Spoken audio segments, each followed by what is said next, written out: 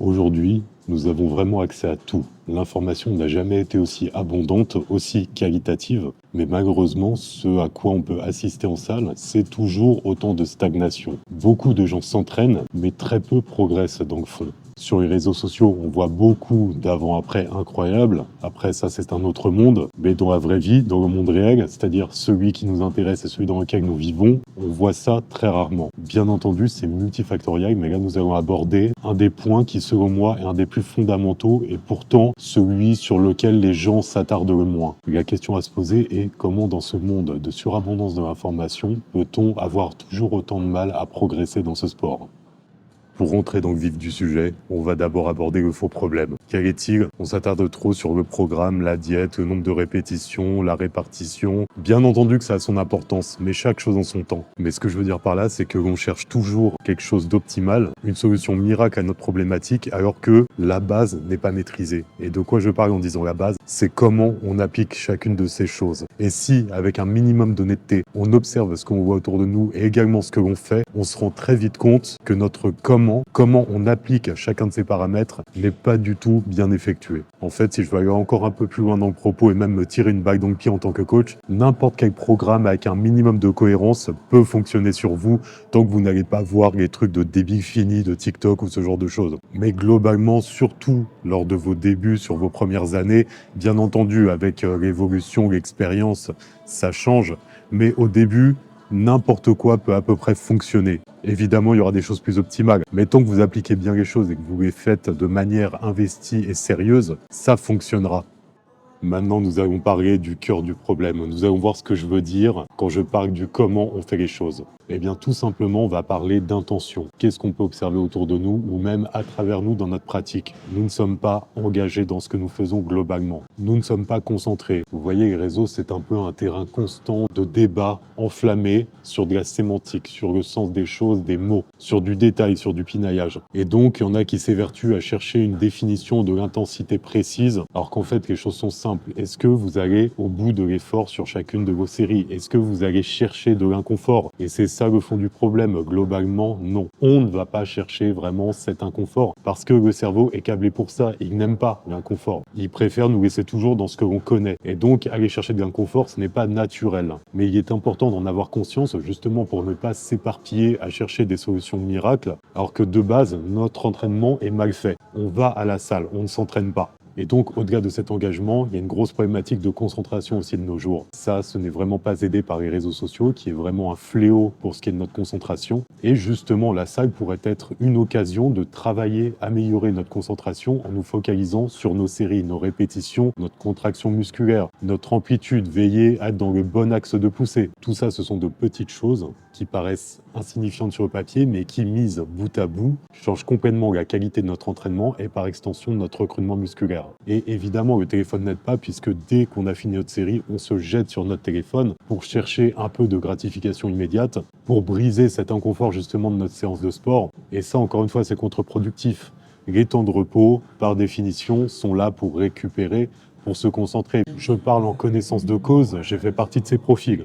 De mon temps, vu mon âge canonique, évidemment, c'était pas à cause du téléphone, c'est juste que je discutais trop avec les gens dans la salle, les temps de repos étaient interminables et je n'étais pas focalisé sur ce que je faisais, je ne pensais pas que c'était si important. Et ceci a entraîné une stagnation de 10 ans, couplée à d'autres paramètres bien évidemment. Mais je connais donc d'autant plus l'importance de cet engagement et de cette concentration. Et justement, pour revenir sur ce sujet des repos interminables, ça c'est problématique aussi parce que le peu d'informations que l'on va consulter, puisque nous sommes peu à aller vraiment creuser ces informations, souvent on a des biais en disant oui je m'informe, je regarde les réseaux, non.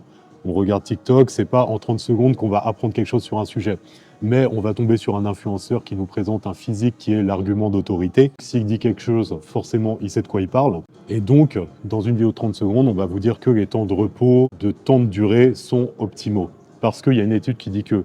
Mais nous n'allons pas aller vérifier l'étude, nous n'allons pas creuser les études. C'est un métier à part entière. Et à partir de là, ça nous donne une vision de l'entraînement très basique, réductrice et pas du tout optimale par rapport à ce qui pourrait nous correspondre. Parce que tout est une histoire d'individualisation. Et au-delà de ça, au-delà de ce que la science nous dit sur les temps de repos, de ce qui est sur le papier. Faisons preuve encore une fois d'honnêteté. Et d'une manière générale, ce qu'on voit, c'est soit des temps de repos pas calibrés, soit, ok, le chrono a sonné, mais je finis de répondre à un message, je finis ma discussion, je m'installe, ah mince, j'ai oublié de prendre ma bande. Les temps de repos sont complètement explosés. Oui, sur le papier, on va 2 heures à la salle, mais en termes d'entraînement réel, on est peut-être à 45 minutes et encore. Ce qui fait qu'on peut observer à la lumière de tous ces paramètres que le comment est assez problématique d'une manière générale. Nos séances ne sont pas vraiment effectuées, on ne s'entraîne pas.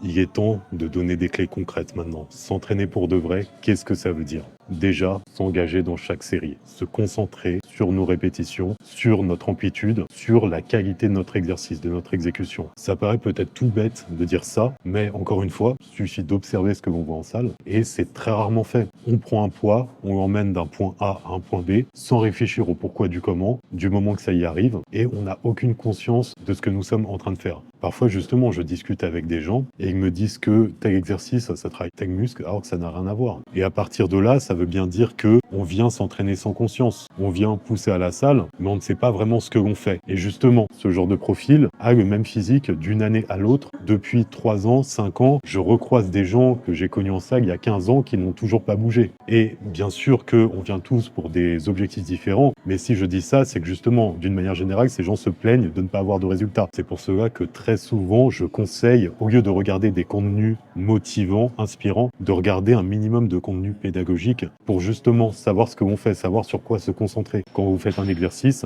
savoir quel muscle vous devez recruter sur un moment et vous concentrer dessus, sur sa contraction, sur la mécanique du mouvement pour bien faire l'exercice. C'est juste la base fondamentale de votre pratique et c'est ça qui donne des résultats. Et si on veut être encore plus basique, le simple fait d'être présent lors de sa série, ça change énormément de paramètres. Parce que ça rejoint ce que j'évoquais tout à l'heure. Quand on est à moitié en train de discuter, à moitié la tête dans nos messages, dans ce que l'on a fait dans la journée, dans ce qui nous attend après, nous ne sommes pas à ce que nous faisons. Bien entendu que la série va être moins efficace, moins productive. Ça, c'est quelque chose que je constate très souvent lors de mes coachings. Quand je vois un client arriver, je vois à peu près à son langage corporel quelle a été un peu la saveur de la journée. Et donc, à partir de là, c'est important de la reconditionner, la mettre dans le cadre de la séance. Et c'est à ça que sert, par exemple, cet échauffement qui est très souvent négligé. Faire du rameur, faire du vélo, ça n'a rien de passionnant en soi, bien entendu.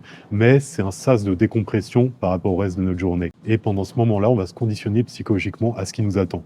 Ok, je suis là pour faire une séance push, je vais bosser les pecs, les épaules, les triceps, j'ai tel exercice, il faut que je me concentre sur tel point. Vous voyez, vous vous conditionnez, vous allez dans l'instant.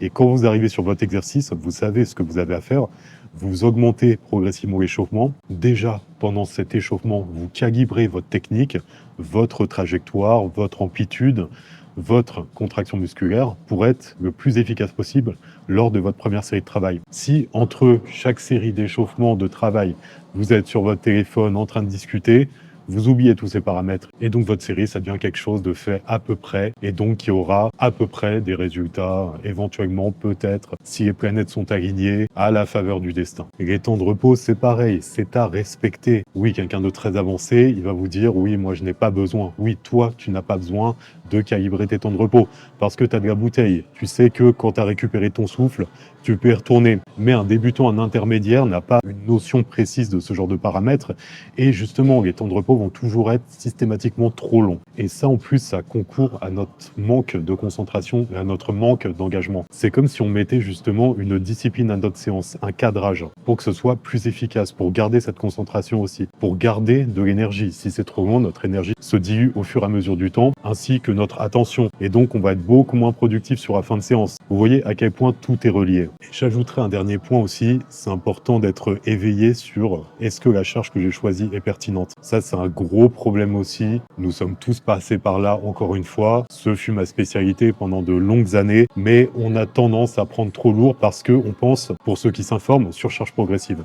Et ce que l'on ne comprend pas, c'est que la surcharge progressive ne doit pas être faite au détriment d'une bonne exécution au départ. Et c'est pour ça qu'en des premières années de pratique, personnellement, je mets vraiment l'accent sur la technique. Parce qu'une surcharge progressive sur une technique pas maîtrisée, pas optimisée, n'a selon moi pas de sens. On ne va pas forcément mettre la pression sur les bons muscles, on va mettre plus de pression même sur les tendons ou les articulations. Au fur et à mesure du temps, oui, on va pousser de plus en plus lourd, mais on n'aura pas forcément fait plus de gains musculaires. Là-dessus, je suis un cas d'école parce qu'à une époque, j'avais vraiment cette obsession de la charge, je mettais de plus en plus lourd, mais mon physique ne bougeait pas. En salle aussi, c'est ce que l'on voit. Beaucoup de gens sont obsédés par la charge, ils ont de très bonnes perfs, mais le développement musculaire n'est pas en adéquation avec cette progression. Et quand on regarde un peu plus en détail, j'en ai encore vu un cette semaine, il faisait par exemple du développé couché aux haltères à une très bonne charge, sauf que c'était de la demi-amplitude, les coudes étaient très hauts, il prenait tout dans les épaules, et d'ailleurs, quand j'ai observé son physique quand il s'est relevé, il avait de bonnes épaules, mais il n'avait pas du tout de pec. Pourquoi? Parce que, obsession de la charge, il se dit plus je vais prendre lourd, plus je vais développer mes muscles, alors que